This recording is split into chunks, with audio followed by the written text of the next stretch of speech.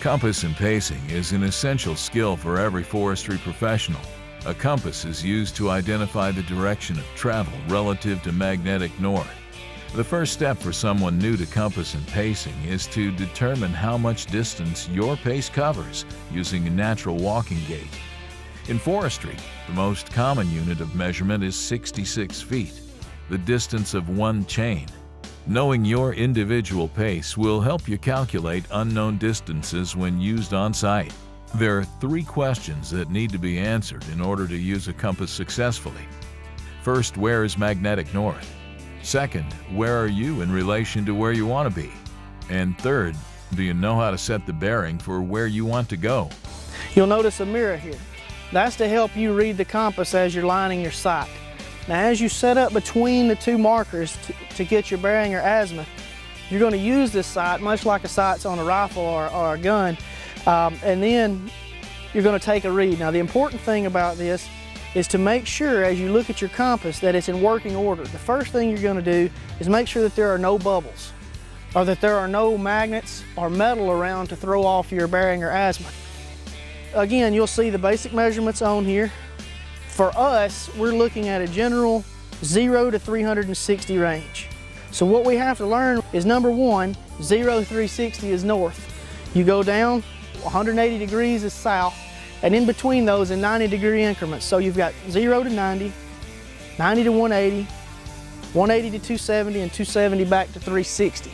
On this particular compass, if we ran a bearing or azimuth of 30, it would be north-northeast. So you can see the 30 azimuth in here running between north and northeast. So that's north-northeast. If it fell in the northeast range, it would just be northeast.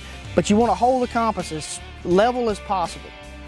The next thing you're going to see is that the red needle is always going to point north. Now that's a magnetic north. And so depending upon your location in the world, you're going to have a declination difference.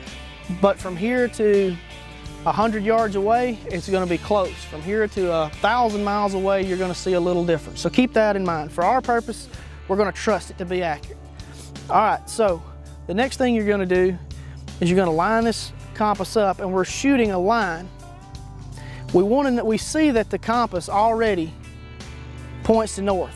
So for our purposes, we're going to turn our dial to north. It's hard to see with the compass not being level, but we're just going to turn this dial so that the red arrow behind the magnet lines up. We're going to adjust that, shooting from our land marker to our next particular spot. We're going to use our sight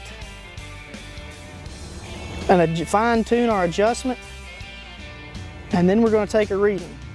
It just so happens that this particular reading is 360 degrees, true north. So from our spot here to our spot there is perfect north. So we know that that bearing or azimuth is 360, and that's what we would write. Remember that compasses are based on a magnetized needle pointing north, so any compass is sensitive to metal objects.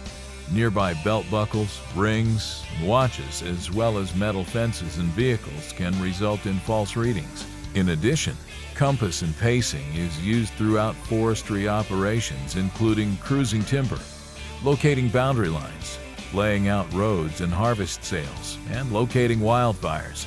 Developing a proficiency in this skill is an essential first step for any forestry professional.